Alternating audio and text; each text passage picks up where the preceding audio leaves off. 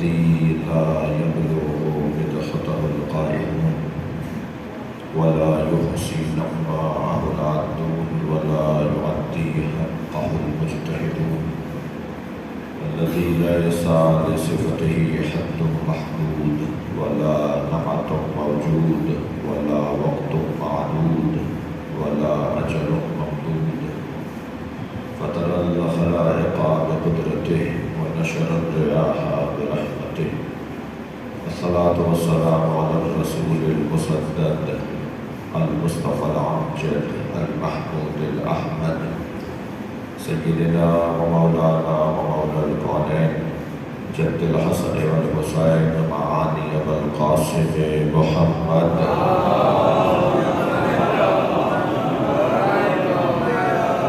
وآله الطيبين الطاهرين المعصومين الذين قال الله إنما يريد الله ليذهب عنكم الرجس أهل البيت ويطهركم تطهيرا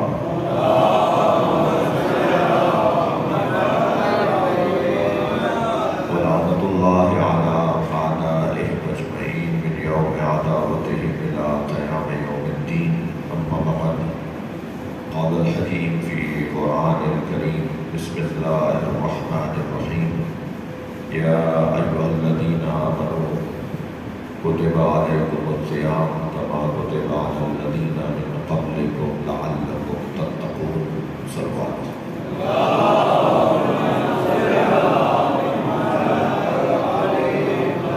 سورہ فاتحہ کے التماس سے والد گرامی جناب باقر صاحب کے والد ان کے دیگر مرحومین حاضرین مجلس کے مرحومین رحم اللہ قرآن الفاتحہ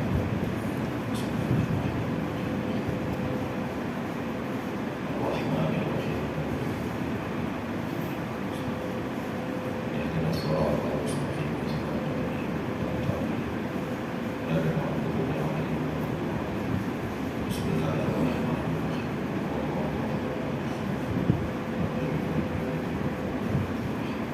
بسم الله الرحمن الرحيم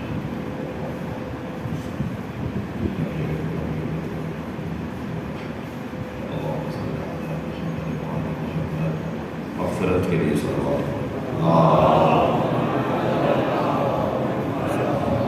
اس سے بہتر اور بلند صلوات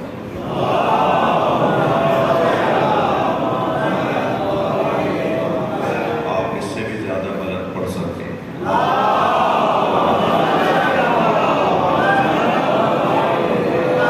سورہ مبارکہ بقرہ ہے آیت قرآن کی وہ مشہور آیت ہے جو روزے سے متعلق ہے اور اللہ ہمیں کیا بنانا چاہتا ہے وہ اس آیت میں بیان ہوا ہے اللہ اپنے کلام میں ارشاد فرما رہا ہے یا ایھا الذین آمنوا اے صاحبان ایمان بات بھی اللہ مومنوں سے کر رہا ہے مومن کا یہ مقام کتنا بلند ہے کہ اللہ اس سے بات کرتا ہے مومن کی عزت کتنی بلند ہے کہ اس کا امیر علی ہے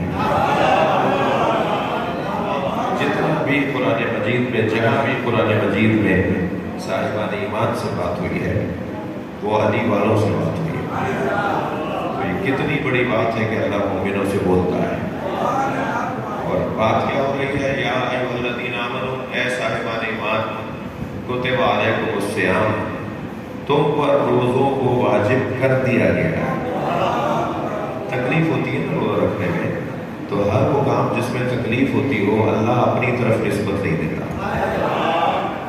کیا اس کی کرامت ہے روزہ اللہ نے واجب قرار دیا ہے مگر کہہ رہا ہے تم پر روزوں کو واجب کر دیے گئے یہ کیوں نہیں کہہ رہا کہ میں نے تم پر روزوں کو واجب کیا وہ چاہتا تو کہہ دیتا یا ایھا الذین آمنوا کتبت علیکم میں نے واجب کیا ہے تمہارے اوپر الصیام روزہ میں نے واجب کیا ہے وہ نہیں کہہ رہا میں نے واجب کیا جبکہ اسی نے کیا ہے اور کس نے کیا ہے اس نے نہیں کیا تو کس نے روزہ واجب کیا تھوڑا گردن ہلائیے بات کیجیے تھوڑی سی بھائی روزہ نماز حج زکوٰۃ اللہ ہی کے واجبات ہیں اس نے شریعت اپنے نبی پر نازل کی مگر ہر وہ کام جو عبادت بھی ہو مگر تکلیف سے ہوتی ہو کریم اللہ کہتا کر دیا گیا.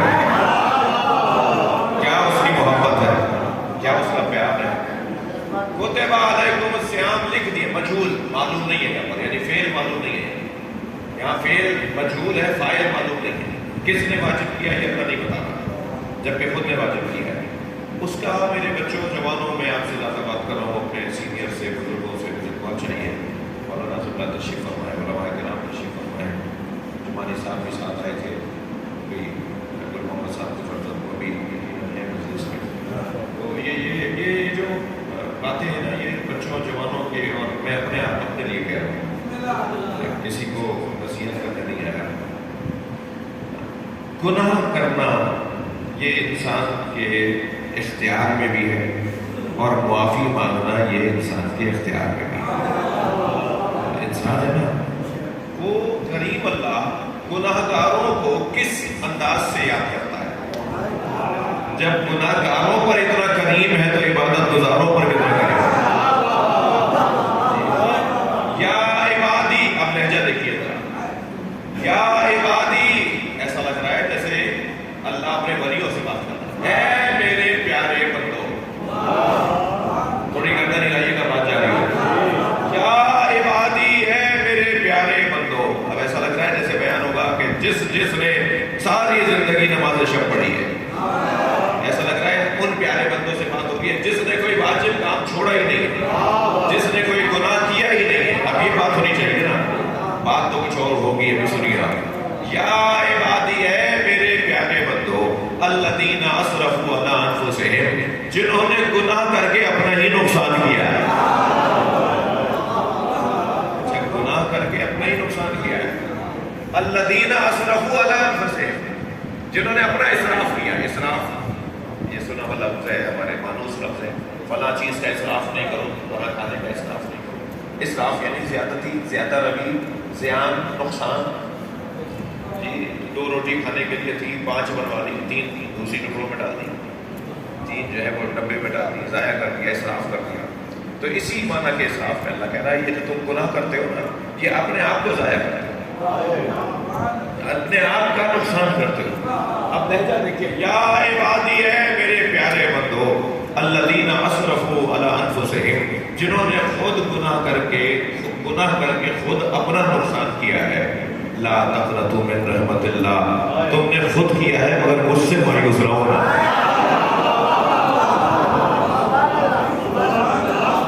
مجھ سے مایوس نہ ہو, تم نے اپنا نقصان کیا ہے مگر مجھے یاد رکھو. مجھ سے آ کر بات کرو, مجھ سے آ کر گفتگو کرو. میدان عرفات میں ایک فقیر حاجیوں سے بھیک مانگ رہا تھا. میرے مولا امام زین العابدین علیہ السلام اس فقیر کے قریب سے گئے, اس کا کشکول اس کے ہاتھ سے لیتے ہوئے فرمایا, تم ان سے مانگ رہے ہو جو خود مانگنے آئے ہوئے ہیں. یہ سارا مجمع بھکاریوں کا بیٹھا ہوا ہے, یہ سارا مجمع مانگنے آیا ہوا ہے. چلو ہمارے ساتھ تم بھی بیٹھ جاؤ تاکہ تم بھی اسی سے مانگو جس سے ہم مانگیں. اللہ کریم ہے, اس کے نمائندے بھی اس کی کرامت سے جوڑ دیتے ہیں. اب لہجہ دیکھیے, الذین اسرفوا علی انفسہم, اے میرے وہ بندے جنہوں نے اپنا نقصان کیا, گناہ کر کے اپنا ہی نقصان کر دیا.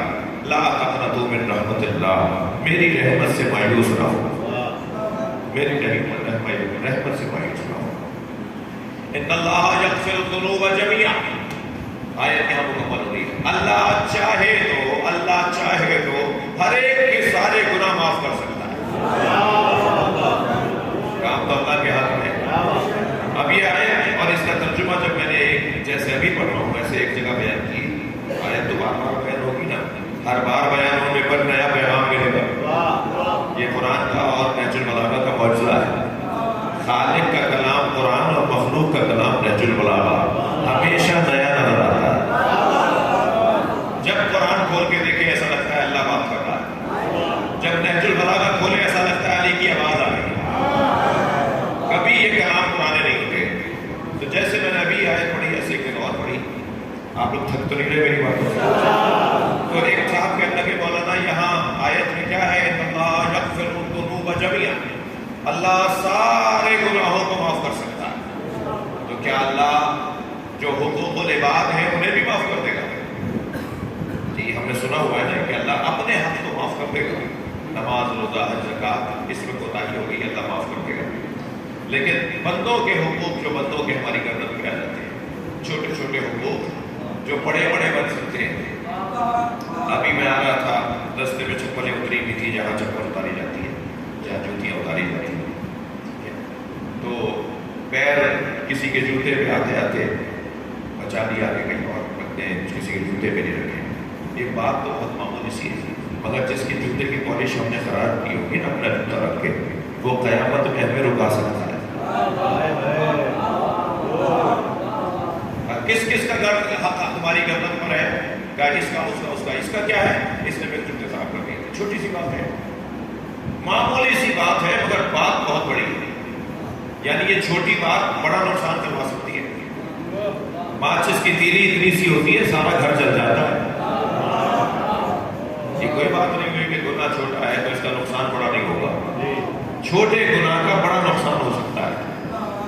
لہذا محشر میں وہ شخص کہے گا یہ صاحب بھی میرا حق ان کی گردن پر ہے، فرشتے روک لیں گے اس کو، اسے پوچھا جائے گا کیا حق ہے؟ کہا انہوں نے میرے جوتے پہ اپنا جوتا رکھ دیا تھا، انہوں نے میرا جوتا خراب کر دیا تھا۔ اب ماحول تو یہاں ہمارے یہاں پہ اتنا خراب ہے کہ میرے جوتے کوئی اور چرا کے لے گیا تو میں کسی اور کے پہن کے آ گیا کہ بھائی یہ تو آپ کی چپلیں نہیں ہے، کہنا نہیں وہ مسجد میں میرے کوئی لے گیا تو میں کسی اور سے لیا، تو چور تو تم بھی ہو۔ کیا معلوم کہ اس نے اس نیت سے چرائے ہی نہ ہو، وہ بھی تمہاری طرح ہی لے کر چلا گیا، وہ بھی ایسے ہی پہن کر آ گیا جیسے اس کے کوئی پہن کے چلا گیا، ایسے تم بھی کسی اور کی پہن کے آ گئے جیسے تمہارے کوئی اور پہن کے چلا گیا۔ ایک چوری روکنے کے بجائے تم نے بہت ساروں کو چور بنا دیا۔ میں ننگے پیر آ جاتا نا بھائی میرے جوتے چوری ہوئے تھے، یہ باتیں بھائی میری چھوٹی چھوٹی سی ہیں، مگر ماہ رمضان میں کر لینی ہے۔ اس مہینے میں اللہ نے چاہا ہے کہ ہمیں متقی بنائے، یہ اللہ نے مہینہ اس لیے رکھا ہے، وہ چاہتا ہے کہ ہم متقی بن جائیں۔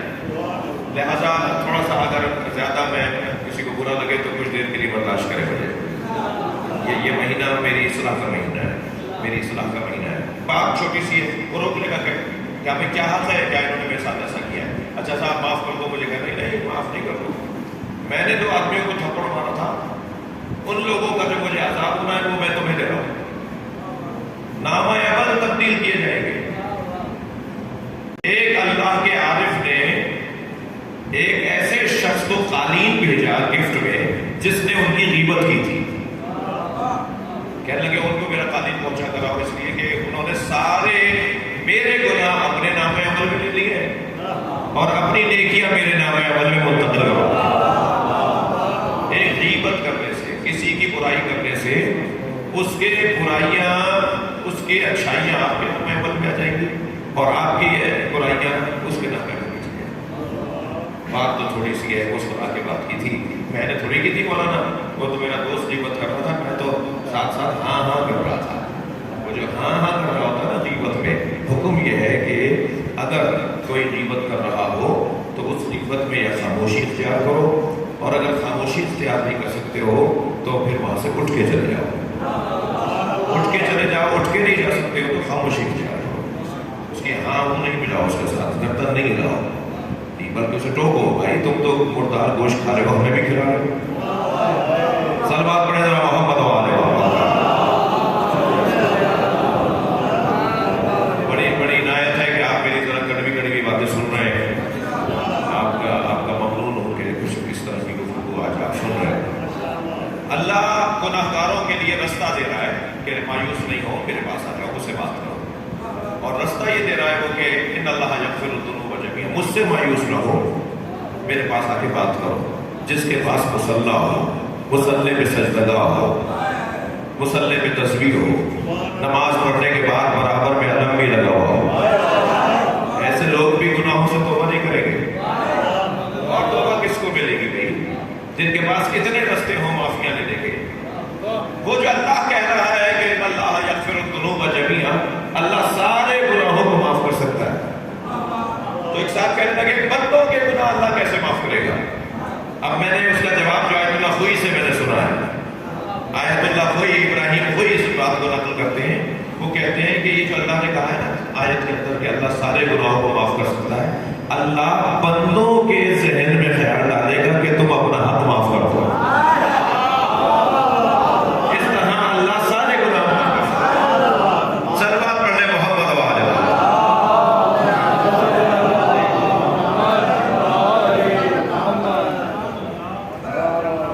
الحمدللہ ہم میں سے کوئی شرابی نہیں بیٹھا ہوا، مجھے معاف کیجیے گا۔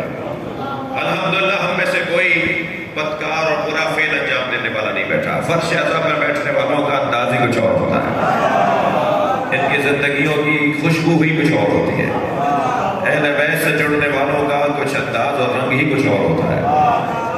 لیکن ایک ایسا شخص جو شراب پی کر آدھی بچی ہوئی بوتل اپنے ہاتھ میں لے کر مدینہ منورہ میں ایک جگہ سے دوسری جگہ جا رہا تھا کہ سامنے امام جعفر صادق آ گئے،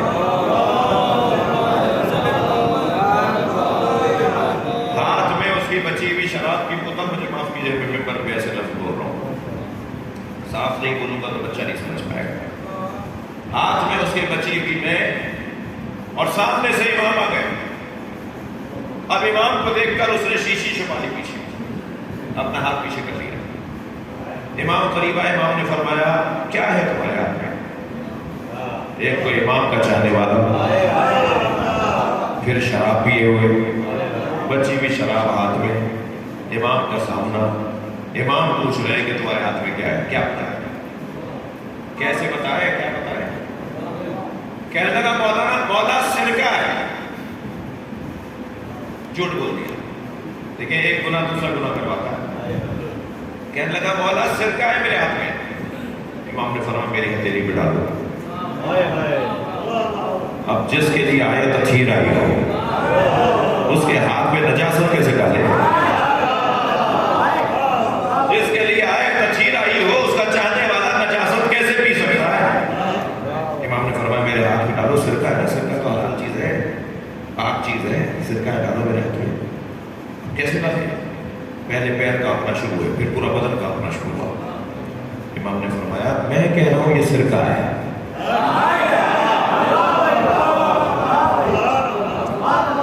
آنکھوں میں آنسو آ گئے۔ امام نے فرمایا اپنے آپ سے بات کرو کہ جو گناہ کیا ہے آئندہ نہیں کرو گے، مجھ سے نہیں کچھ کہو، اپنے آپ سے کہو جو گناہ تم نے کیا آئندہ نہیں کرو گے، اور پھر میں کہہ رہا ہوں یہ سرکہ ہے۔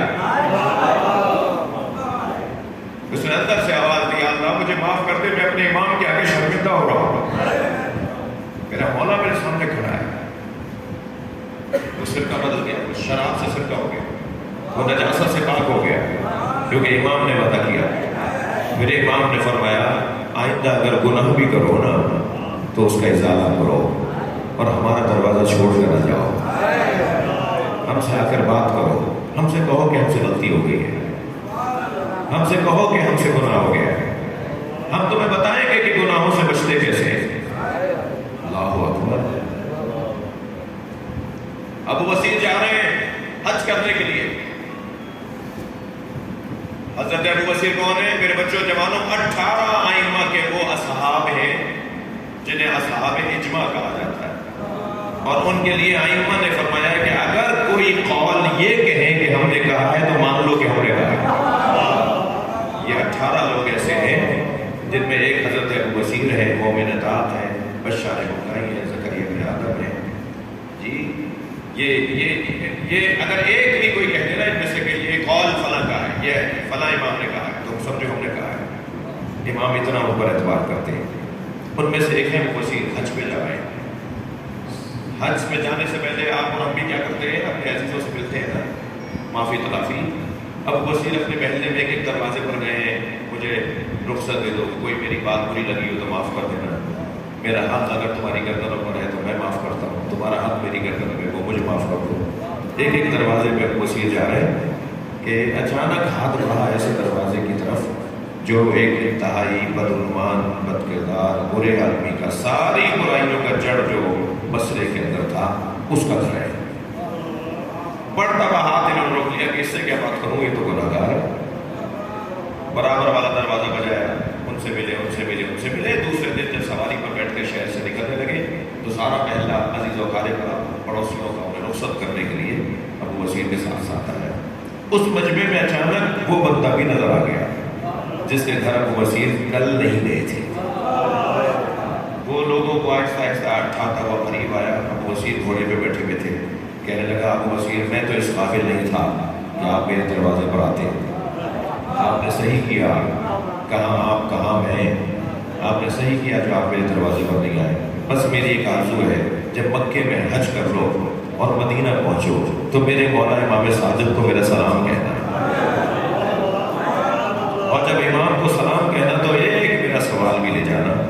سوال یہ ہے کہ میرے بارے میں امام سے اپنے بارے میں پوچھ رہا ہوں، میرے بارے میں امام سے پوچھنا کیا مجھ جیسوں کی بخشش بھی ہے؟ اتنے گناہ کرنے والا آدمی، اتنے جرائم کرنے والا آدمی، کیا مجھ جیسوں کی بخشش بھی ہے؟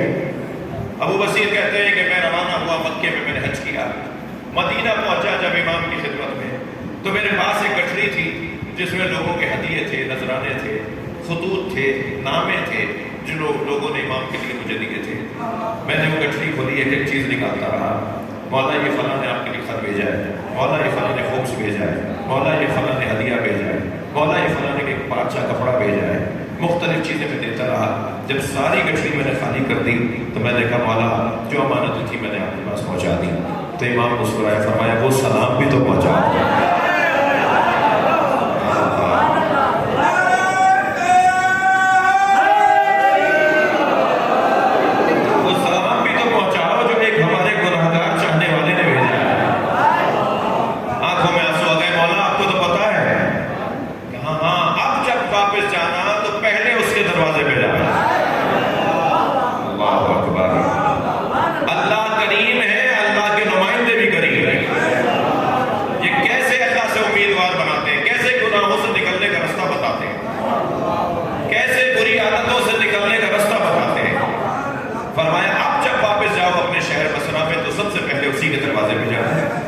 اور اسے جا کر میرے سلام کا جواب دینا اور یہ پیغام میرا پہنچا دینا۔ اب وہ پیغام کیا ہے؟ ابو بصیر پہنچے بصرہ، سب سے پہلے اس کے دروازے پر گئے۔ اس نے دیکھ کر پیروں پہ گر گیا، میں کہاں ابو بصیر، اتنا بڑا آدمی میرے گھر کیوں آیا ہے؟ مجھے بلا دیا ہوتا میں حاضر ہو جاتا۔ ابو بصیر نے کہا امام نے تمہیں سلام جواب بھیجا ہے۔ جواب سلام تمہارا یہ ہے کہ امام انتظار میں تھے تمہارے سلام کے، اور وہ پوچھ رہے تھے کہ مجھے وہ سلام پہنچاؤ جو ایک گناہگار کا ہے۔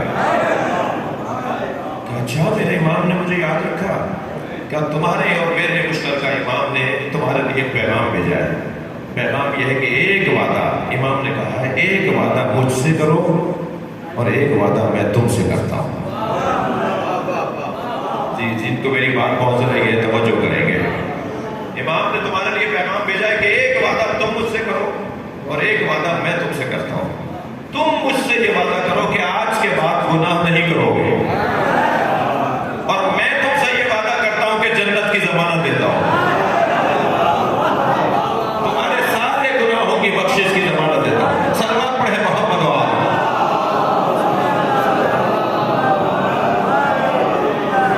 کیا فارمولہ دیا امام نے؟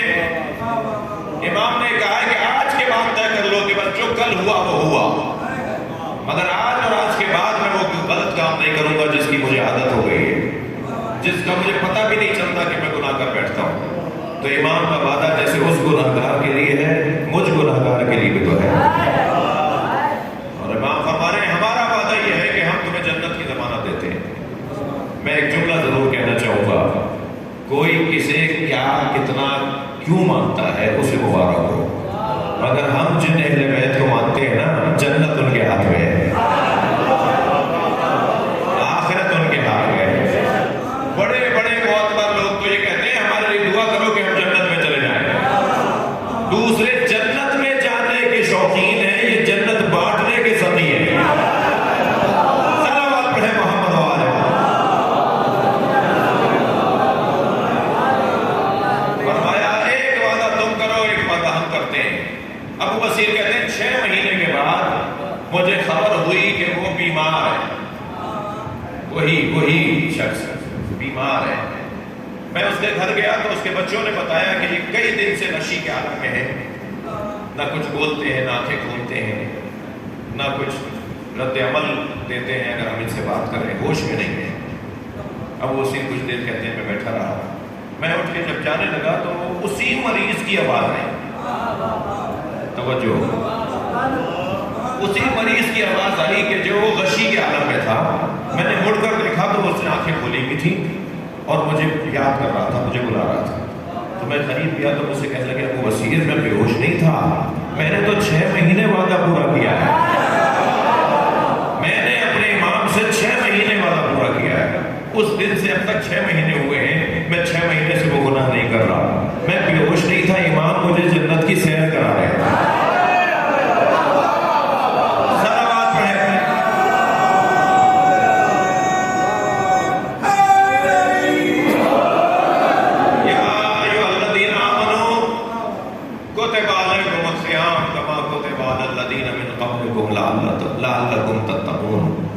اے صاحبان ایمان، تم پر روزوں کو فرض کر دیا گیا ہے جیسے پہلے والوں پر فرض کیا گیا تھا، لعلکم تتقون، اس ذریعے سے تم متقی ہو جاؤ گے۔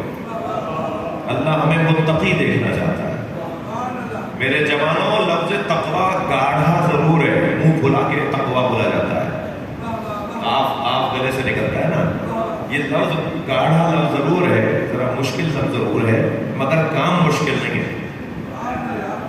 اللہ ہم سے تقویٰ مانگ رہا ہے۔ تقویٰ یعنی احتیاط، تقویٰ یعنی پرواہ، تقویٰ یعنی احساس، تقویٰ یعنی توجہ۔ بس جس چیز کی طرف ہماری توجہ ہو جاتی ہے ہمارا معاملہ اس سے اچھا ہو جاتا ہے، اور جس چیز کی طرف ہماری توجہ نہیں ہوتی اس سے ہم اپنا معاملہ خراب کر لیتے ہیں۔ تو اللہ توجہ چاہتا ہے ہر کام میں، عبادات میں توجہ، گناہوں میں توجہ، اطاعت و فرما برداری میں توجہ، ماں باپ کی نسبت توجہ، اولاد کی نسبت توجہ، زوجہ کی نسبت توجہ۔ توجہ، جس کی عادت توجہ ہو جائے وہ سو جاتا ہے مگر متوجہ ہوتا ہے، نیند بھی اسے توجہ سے ہٹاتی نہیں ہے۔ میں تقویٰ اللہ کے ولیوں کی بات نہیں کر رہا۔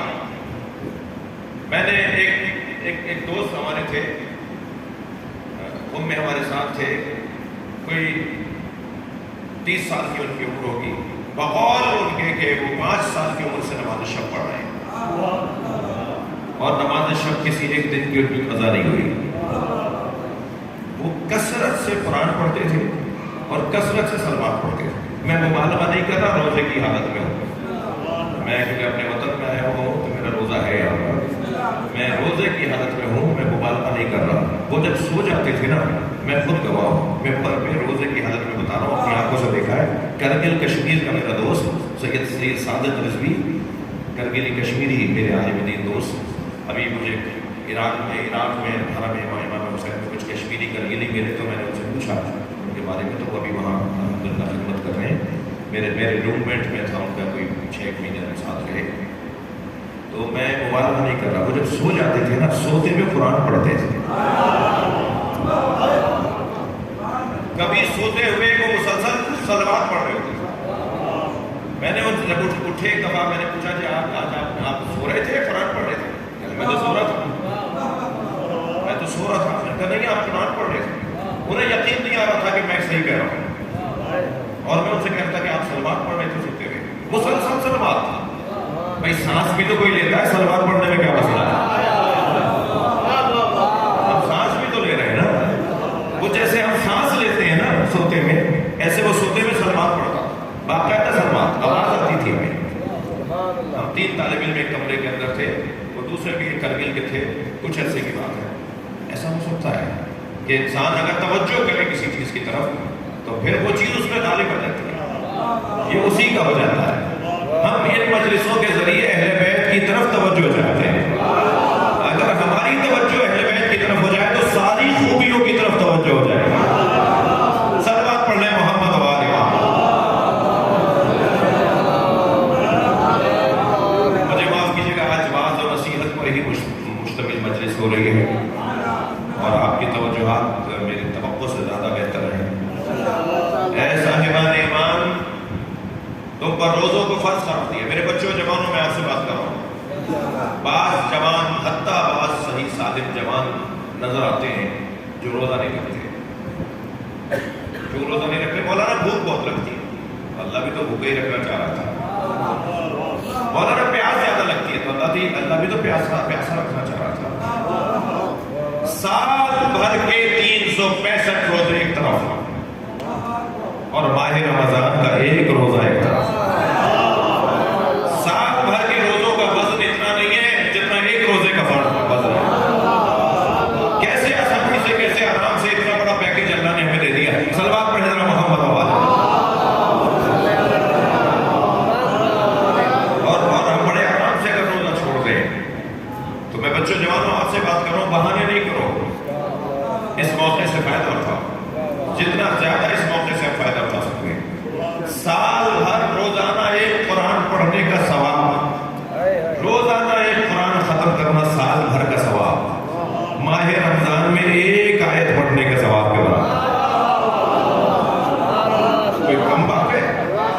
مولانا ہم نے مولانا سے سنا تھا کہ قرآن شروع کرو گے تو رمضان میں ختم بھی کرنا پڑے گا. بھائی یہ غلط سنا دیا، کسی نیک ملا نے سنایا ہے. نہیں، کوئی ضروری نہیں ہے کہ اگر میں پہلا سپارہ میں نے شروع کر لیا تو مجھے 30ویں تک پڑھنا ہے. اگر قرآن شروع کر لیا تو ختم بھی کرنا پڑے گا. اس چکر میں لوگ نہ شروع کر رہے اور نہ ہی تھوڑا پڑھ رہے ہیں. نہیں، کوئی ایک سپارہ پڑھ لیا، 2 سپارے پڑھ لیے، 3 پڑھ لیے، ناراض ہو گئے آپ اس سے. کوئی ایک سپارہ پڑھ لیا. بھائی ماہ رمضان کی تو ایک آیت سال بھر قرآن پڑھنے سے زیادہ ہے. اب اگر مصیبت والا ہے، مصیبت یہ ہوگی مولانا مجھے قرآن ہی پڑھنا نہیں آتا، تو آج تو بھائی اتنا جدید کام ہو گیا ہے، آج تو بہانے چلیں گے نہیں. آج آپ گوگل پہ چلے جائیے، سوشل میڈیا کے ذریعے آپ سامنے قرآن کی تلاوت لگا لیجیے، قرآن کھول کر بیٹھ جائیے. جی قاری قرآن 2 طرح کے ہوتے ہیں. ایک ترتیل میں پڑھ رہا ہوتا ہے، یعنی روانی سے پڑھ رہا ہوتا ہے، روحانی ترتیل روانی. اور ایک قرأت کر رہا ہوتا ہے، وہ جو کھینچ کے پڑھتے ہیں. ایک آیت کو 3 رنگوں میں پڑھتے ہیں، ایک آیت کو 7 سروں میں پڑھتے ہیں. قرآن کے 7 طرزیں ہیں، قرآن کی 7 طرزیں ہیں. جیسے ہمارے فلاں مرثیہ کی 2 طرزیں ہیں اور فلاں نوحے کی 4 طرزیں ہیں، ایسے ہی قرآن کی 7 طرزیں ہیں. تو طرزوں میں پڑھنے والے تو بہت لمبا پڑھتے ہیں، ان کے لیے تو ایک سورہ ممکن ہے میں آدھا گھنٹہ لگا دے گا. لیکن جو ترتیل میں پڑھنے والا قرآن ہے، جو ترتیب سے پڑھنے والا انداز ہے، اسے قرأت کہتے ہیں. آج ہم گوگل پہ لگا لیں، سوشل میڈیا پہ اس کو لگا لیں، اپنا موبائل ساتھ رکھ لیں. موبائل کون سا بندہ ہے جس کے ہاتھ میں نہیں ہے؟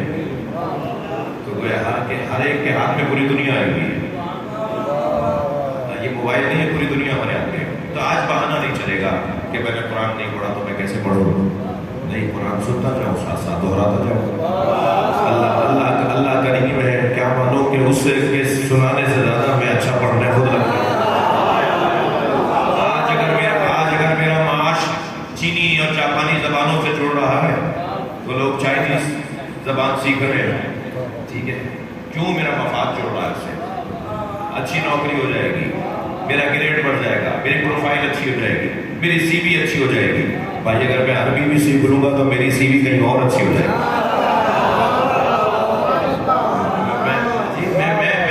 اگر عربی میں اور آپ کو ایک اچھی بشارت دوں، ایک اچھی خبر دوں. پتہ ہے آپ کو قرآن میں صرف 600 الفاظ ہیں جو ہمیں پڑھنے پڑیں گے، سیکھنے پڑیں گے. صرف 600. زیادہ تر الفاظ تکراری ہیں، زیادہ تر الفاظ ہماری زبان کے ہیں. یعنی ہماری زبان میں بھی وہی کہا جاتا ہے. حیات ہمارے یہاں زندگی کو کہتے ہیں نہیں، یہ قرآن کے اندر آیا ہے. لباس، ہم لباس کو کھولتے ہیں نا، یہ قرآن میں آیا ہے. ایسے زیادہ تر وہ الفاظ ہیں جو ہماری زبان میں بھی ہیں اور عربی میں بھی ہیں. صرف 600 الفاظ ہیں جو ایک مرتبہ آئے ہیں اور وہ عربی میں ہیں اور دوسری زبانوں میں نہیں ہیں. تو ہم صرف 600 الفاظ سیکھ لیں گے، ہمیں ترجمے کی بھی ضرورت نہیں پڑے گی. پورا قرآن ہم خود سمجھ رہے ہوں گے. 3 جلدوں میں ادارہ تنزیل والوں نے، نوٹ کریں نا، یاد کریں، ڈھونڈیں گے پھر آپ سرچ کریں گے. 3 جلدوں میں ادارہ تنزیل والوں نے اسلام آباد میں ادارہ ہے. ثاقب نقوی صاحب سے کی رحلت پچھلے دنوں ہوئی، ISO کے بانیان میں سے تھے. ثاقب نقوی ڈاکٹر محمد علی شہید کے ساتھیوں میں سے تھے. ثاقب نقوی صاحب کے بیٹے ہیں مولانا، انہوں نے ادارہ بنایا ہے. 3 جلدوں میں وہ ادارہ تنظیم نے کتاب چھاپی ہے جن میں وہ 600 الفاظ لکھے ہوئے ہیں۔ ان 600 الفاظ کو ہم اگر اس کتاب سے پڑھ لیں گے تو ہمیں قرآن پڑھنا آ جائے گا۔ اور قرآن نہیں ہے یہ علم کا سمندر ہے، یہ قرآن نہیں ہے یہ اللہ کا علم ہے، یہ قرآن نہیں ہے یہ انسان سازی کی بہترین کتاب ہے، یہ قرآن قلب مصطفیٰ پہ اترا ہے، جو اپنے دل میں اتارے گا وہ مصطفیٰ کے ساتھ جڑ جائے گا۔ صلوات پڑھ لیں محمد و آل محمد۔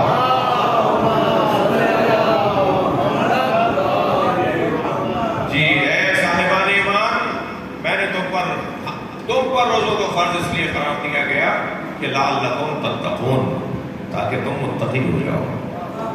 اللہ ہمیں متوجہ بنانا چاہتا ہے، اللہ ہمیں متوجہ بنانا چاہتا ہے، توجہ والا بنانا چاہتا ہے۔ جی بس وہ یہ چاہتا ہے، توجہ ہی تو احساس اور عمل کی طرف لے کے جاتی ہے۔ پہلا عنوان توجہ ہے۔ توجہ ہوگی تو احساس بڑھے گا، احساس بڑھے گا عمل بڑھے گا، عمل بڑھے گا علی سے قرب بڑھے گا، علی والا سے قرب بڑھے گا، اللہ سے قرب بڑھے گا، اور پھر وہی توجہ ہمیں ولایت میں بدل جائے گی۔ ہم صاحبان ولایت سے جڑ جائیں گے اور خود بھی شاید تھوڑی بہت ولایت مل جائے۔ صلوات پڑھ لیں ذرا محمد والا۔ عزیزو اللہ مجھے ان باتوں پہ مجھے سب سے پہلے خود کو عمل کرنے کی توفیق عطا فرمائے۔ زیادہ سے زیادہ توجہ، احساس، تقویٰ میرا بھی نہیں فائدہ ہے، میرا اپنا ہی نفع ہے، کسی کا اللہ کا تو بالکل بھی نہیں، ہمارے پڑوسیوں کا بھی کوئی فائدہ نہیں ہے۔ ہاں ماحول اچھا بنے گا تو فائدہ ان کا بھی ہو جائے گا۔ اور یہ توجہ در حقیقت ہمیں بار بار، ہماری توجہ ہے کربلا کی طرف، تو ہمیں بار بار امام حسین سے ہماری یہ توجہ امام حسین کے ساتھ جوڑ دیتی ہے۔ مرحومین کی مغفرت کی سالانہ مجلس ہے، مغفرت کے ہی عنوان سے میں نے گفتگو کرنے کی کوشش کی ہے۔ اللہ ہمارے مرحومین کی بھی مغفرت فرمائے اور ہمیں بھی گناہوں سے بچنے کی توفیق عطا فرمائے۔ چلیے اس قریب دروازے پر جب یہ خوش ہوتے ہیں تو ان کی عطائیں بڑھ جاتی ہیں، اور ان کے خوش ہونے کا ایک طریقہ یہ ہے کہ ہم ان کا ذکر کریں تاکہ ان کی توجہ ہماری طرف ہو جائے، اور ان کے ذکر میں ایک باب وقت تنگ ہو گیا، ایک رستہ، ایک باب، ایک عنوان مصائب اہل بیت کا ہے۔ آپ نے ابھی 4 دن پہلے مولا علی کا تابوت اٹھایا، سب نے ماتم کیا۔ ہمارے یہاں بھی تو سوئے ہوتا ہے، ہمارے یہاں بھی تو کچھ دن تک غم منایا جاتا ہے۔ چلیے کوفہ چلتے ہیں، جہاں جناب زینب آج بھی رو رہی ہے، جہاں جناب ام کلثوم آج بھی بابا کو یاد کر رہے ہیں۔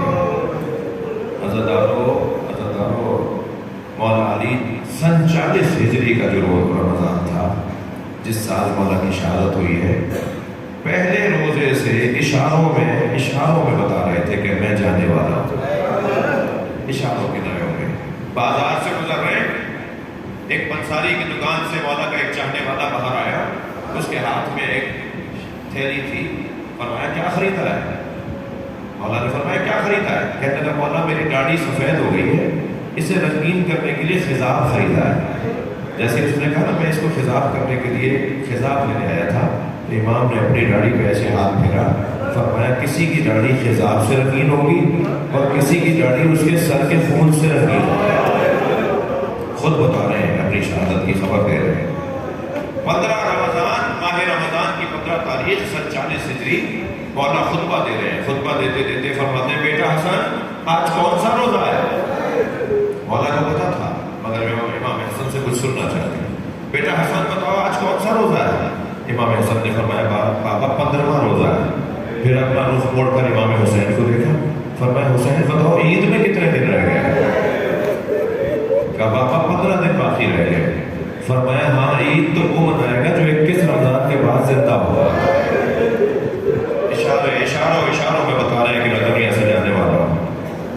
ہر دن میرے مولا نے 18 روزے اپنے رشتہ داروں کے گھر کھولے، روزانہ کسی نہ کسی رشتہ دار میں تمہارے گھر آؤں گا، اور وہ خوشی کے مارے بھولتا تھا کہ علی میرا گھر آ رہا ہے۔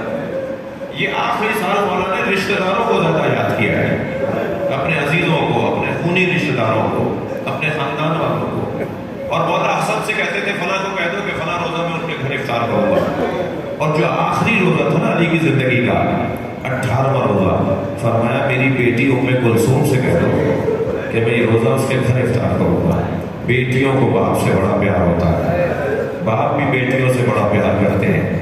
میں نے بیٹی اور باپ کا پیار کربلا میں دیکھا ہے کہ جب زلجنہ خبر شہادت لے کر آیا تو وہ ڈھونڈ رہا تھا کہ سکینہ کہاں ہے، خیموں کے درمیان جا جا کے دیکھ رہا تھا کہ سکینہ کہاں ہے، اور اسی خیمے پہ رکا جس خیمے میں بیوی سکینہ تھی، اور خیمے کے باہر کھڑے ہو کر ایسے پیر مارنے لگا جیسے ماتم کر رہا ہو۔ جب جناب سکینہ نے بابا کے گھوڑے کی آہٹ سنی تو باہر آئی، گھوڑا خالی کھڑا تھا، قریب آ کے کھڑی ہوئی اور فرمانے لگی یا جواد و ابی حل سقیا ابی ام قدرات شانا، اے بابا کے باوفا گھوڑے مجھے بس اتنا بتا دے پانی پلا کر مارا یا میرے بابا کو پیاسا مار دیا؟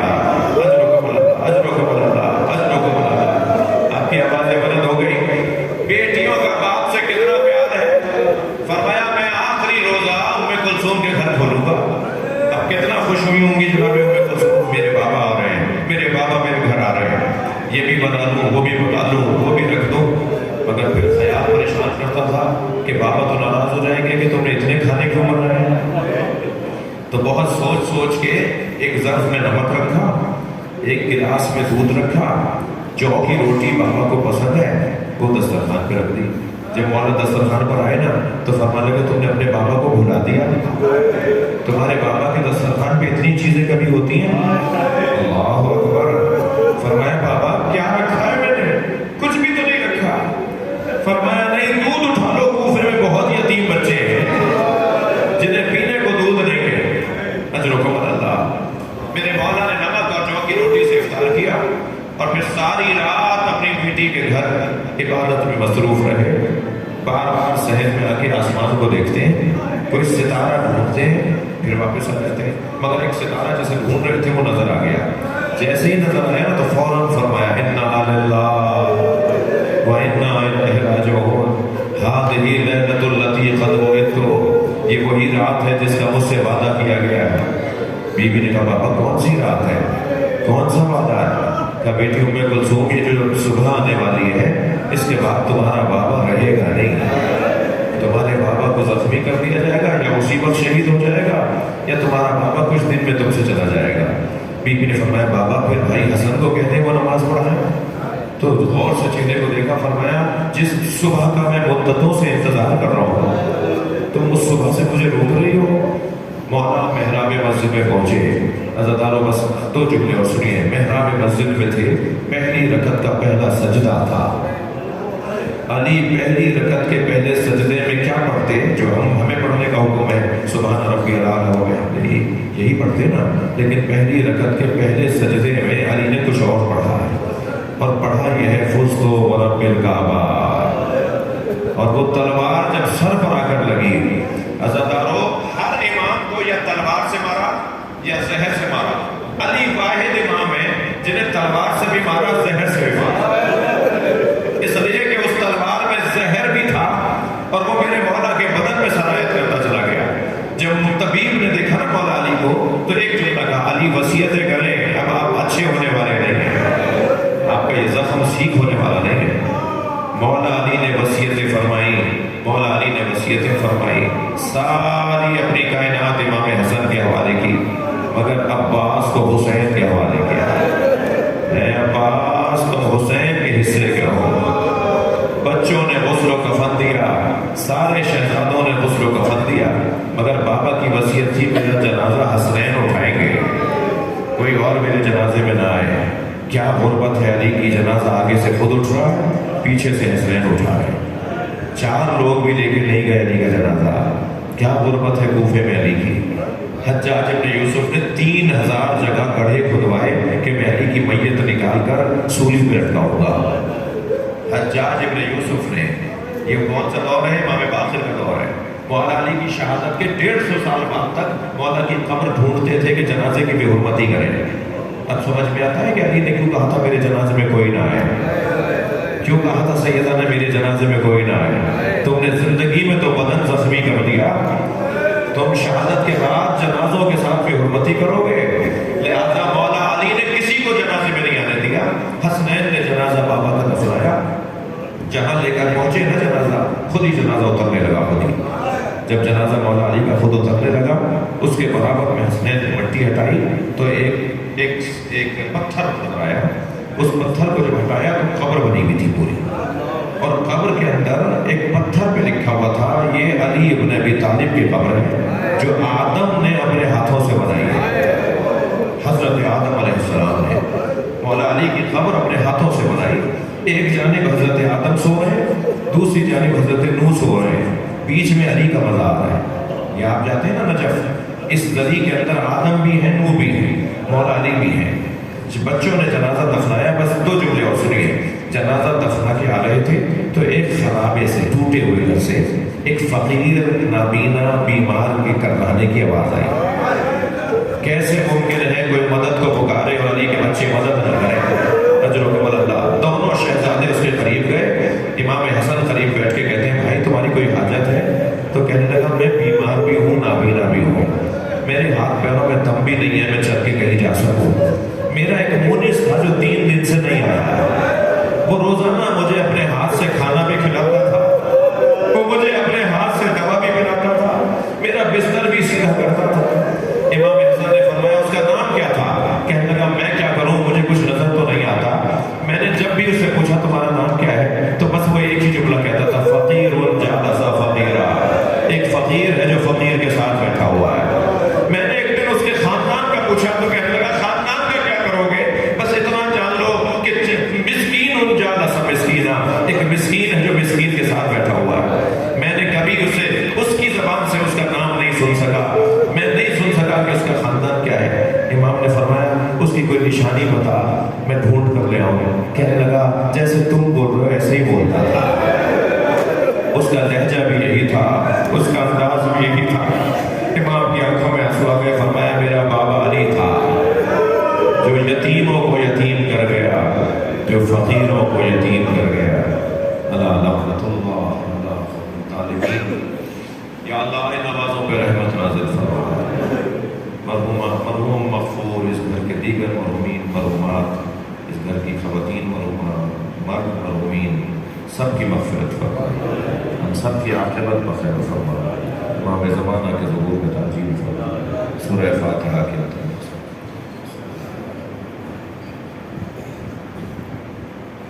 الرحمن الرحیم، ایاک نعبد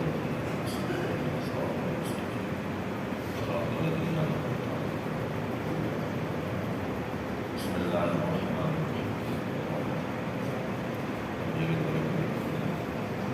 بسم اللہ الرحمن